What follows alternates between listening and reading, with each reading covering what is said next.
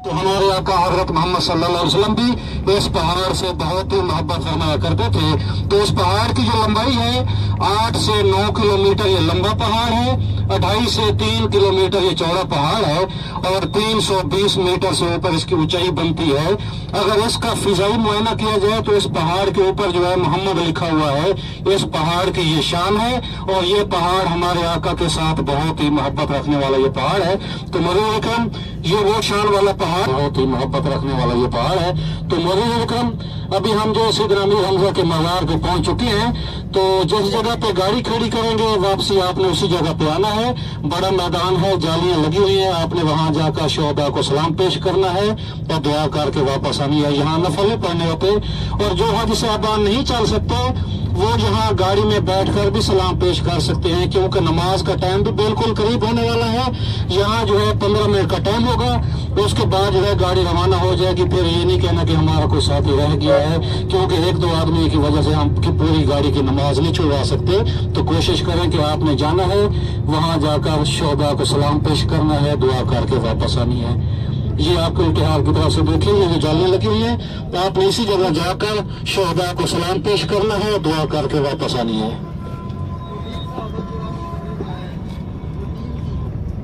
जी है सर, वो भाई दिखाएगा आपको, वो भी मैं ग्रुप बना के जाऊंगा, सब साथ लेके जाऊंगा, साथ लेके वापस आऊंगा।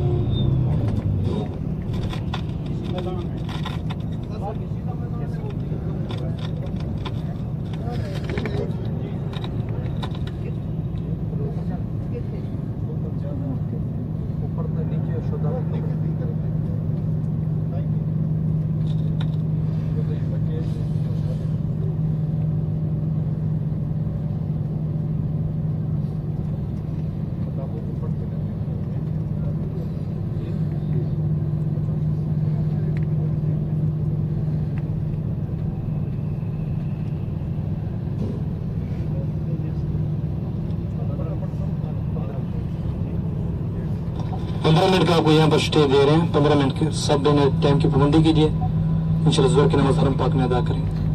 टाइम की सारे पाबंदी करे। अच्छा आगे पीछे कोई भी ना हो, नमाज का टाइम निकल जल्दी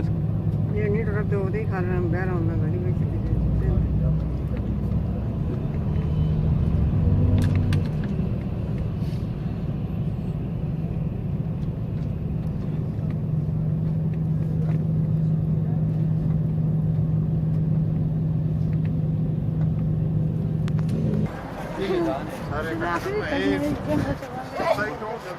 अच्छा ये जो जगह है तकिया और तस्वीर ही उससे जाना दा सोचे सेल्फी मार सेल्फी वीडियो ये जो खबर है ये इसकी तरफ के बाद वाली खबर है। नाल ये सारा देखा बताया गया। फिर इस पर 300 का हिंदी खबर होगी भी जिस पे अमीर अफजल रज़ी अल्लाह तआला आप ही गाइड कर रहे हैं। तीसरा दमानी ना पता ਉਹਨਾਂ ਦੀ ਖਬਰ ਲੱਦ ਉਹਨਾਂ ਦੀ ਉਹ ਖਬਰ वो अगेन इसलिए 67 अच्छा 67 बाकी थोड़ा काम लगा नहीं वो फिर समझ गए कि मतलब बिन उमैर तला बिन उबैदुल्ला उन्होंने 2 साहबियां में जो एक 6 साहबी है ना जिन्होंने नबी पाक सल्लल्लाहु अलैहि वसल्लम घेर के दाए, जो वेले कुफार दोबारा हमला किया है ना, ये नबी पाक सल्लल्लाहु अलैहि वसल्लम घेर के दाए। मतलब बिन उमैर तला बिन उबैदुल्ला, मतलब बिन उमैर शहीद हो गए तो तला बिन उबैदुल्ला जो वेले कुफार का तीर आंदा है ना, इस तरह अपना हाथ के राह छोड़ दी। कई उन्होंने दे बादू सारा खत्म, फिर दुआ बादू सारा खत्म ते नबी पाक सल्लल्लाहु अलैहि वसल्लम आखा है उन्होंने बारे में कि ये वाहिद शख्स जड़ा जिंदा है पर इस शहीद का दर्जा पहली चाह के मरने को पहले खालिद बिन पहला दला कोई ये बोला सही बन दी है। देखो रशा इतना घबरा वाला नहीं। कौन कौन से ये हजरत हमजा की, हजरत मसद बिन उमैर की और तीसरे का मुझे नाम नहीं आता। पूछ लेना ना।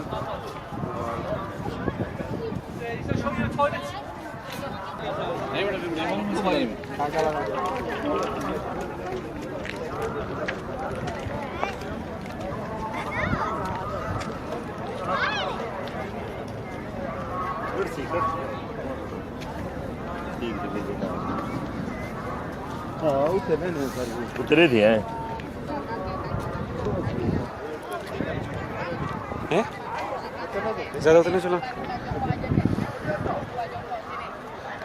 ਹੁਣ ਦੱਸੋ ਜੀ जाना नहीं चाहिए पहाड़ पे क्यों सामा का नहीं है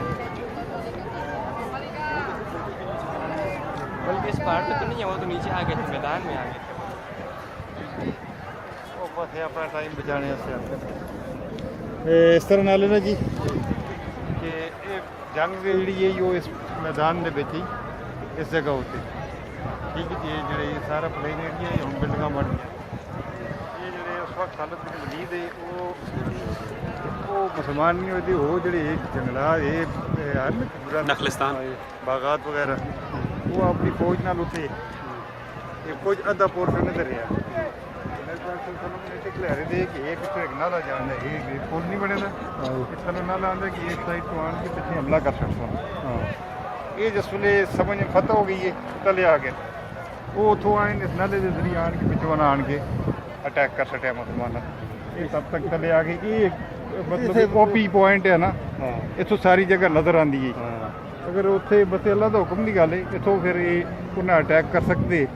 ਤੇ ਡੱਕ ਸਕਦੇ ਲੇਕਿਨ ਤਲੇ ਆਣੇ ਦੀ ਵਜ੍ਹਾ ਤੋਂ ਫਿਰ ਉੱਥੋਂ ਉਹਨਾਂ ਵਿੱਚੋਂ ਜੰਗਲਾਤ ਇਹ ਪਹਾੜੀ ਦੀ ਉਸ ਸਾਈਡ ਤੇ ਖਲਦੇ ਤੇ सामने वो ਇਹ ਉਸ ਸਾਈਡ ਤੇ ਮੁਤਾਇਨ ਨਾ ਹੈ ਲੈਣਾ ਜੀ ਇਹ ਪੋਲੇ ਤਲੇ ਕੱਚਾ ਨਾ ਲਾਉਂਦਾ ਹੈ ਨਾ ਇਹ ਤੀਰੰਦਾਜ਼ ਉਸ ਸਾਈਡ ਤੇ ਮੁਤਾਇਨ ਹੈ ਟਾਪ ਉੱਤੇ ਖਲਤੇ ਤੇ ਟਾਪ ਉਤੇ ਟਾਪ ਠੀਕ ਉੱਤੇ ਹੈ ਨਾ आपने फरमाया कि फतह हुआ कि शिकस्त में तो जान नहीं छोड़ी ਜਾਨ ਨਹੀਂ ਛੋੜਨੀ ਉਹ लेकिन ਤਲੇ वो ਆ ਕੇ फरमान दी थोड़ी जी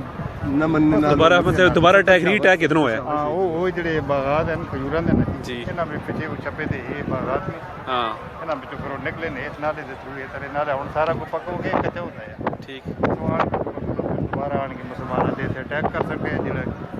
ਵਾਲੇ ਗੰਦੀ ਜਮ੍ਹਾਂ ਕਰਦੇ ਫਿਰ ਉਹਨਾਂ ਸਮਝ ਲੈ ਦੀਵਾਰ ਨਹੀਂ ਆਈ ਫਿਰ ਉਸ ਤੋਂ ਬਾਅਦ ਮਤਲਬ ਇੱਥੇ ਆਖਰੀ ਮਾਰ ਕੇ ਇੱਥੇ ਹੋਇਆ ਸੀ ਤੇ ਬਾਹਰ ਇਹ ਸਾਰਾ ਇਹ ਦੰਦਾ ਮੁਬਾਰਕ ਹੈ ਮੈਂ ਐਗਜ਼ੈਕਟ ਲੋਕੇਸ਼ਨ ਨਹੀਂ ਪਤਾ ਜੀ। ਪਿੱਛੇ ਗਾਈਡ पे ਦੱਸਦੇ ਮੈਂ ਹੁਣ ਸਾਰਾ ਕੁਝ ਜਿਹੜੀ ਹਜ਼ੂਰ ਸੱਲਮ ਬਿਲਡਿੰਗਾਂ ਨਾਲ ਛਪ ਗਈ ਹੈ ਜੀ ਫਿਰ ਨਬੀ ਪਾਕ ਸੱਲੱਲਾਹੁ ਅਲੈहि वसल्लम ਪਿੱਛੇ ਕਿਸੇ ਜਗ੍ਹਾ ਪਨਾਹ ਕੇ ਦੀ ਉਹ ਪੱਥਰ ਨਹੀਂ ਜਿਹੜਾ ਉਹ ਵਾਲਾ ਜੀ ਇਸ ਦੇ ਉੱਤੇ